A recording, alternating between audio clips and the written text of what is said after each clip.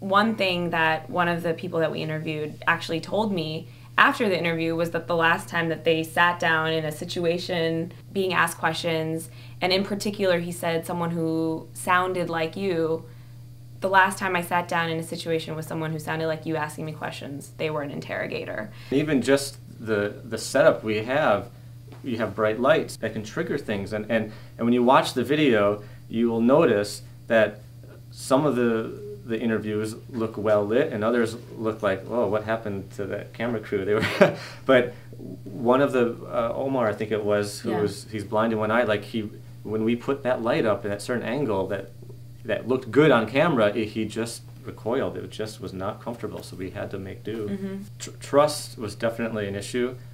One of the men didn't really want to meet with us, and I remember when you're bringing in equipment, you're disrupting the home, and it's just, it's not conducive. But I remember seeing on the wall a painting, and I asked him, like, oh, that's an interesting looking painting. It had a kind of landscape, and what is this painting?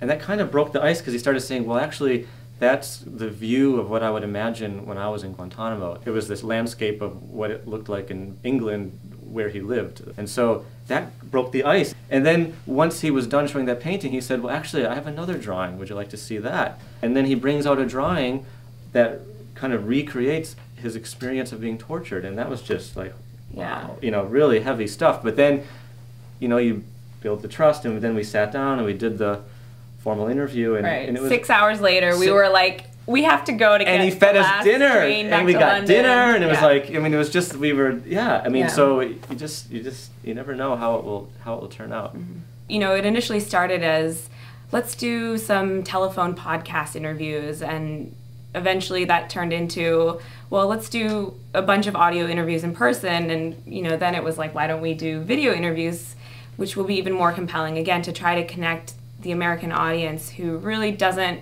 have a sense of who these people are as individuals and might just sort of see them as a group of terrorist suspects. I remember thinking, we've got to get that on video. If you're going to go there and interview them with a tape recorder, you might as well have a camera, and then you can really see the people, and let's try to make it into a film to really get to know who they are as people. We took our camera and we shot things that you wouldn't expect to see a detainee doing. Like when we heard that Bisher was going to ride his motorcycle to the interview location, and I thought, oh my gosh, we got to get the camera, run outside, we got to get this shot, and then we did a stand-up spontaneous interview with him standing next to his motorcycle.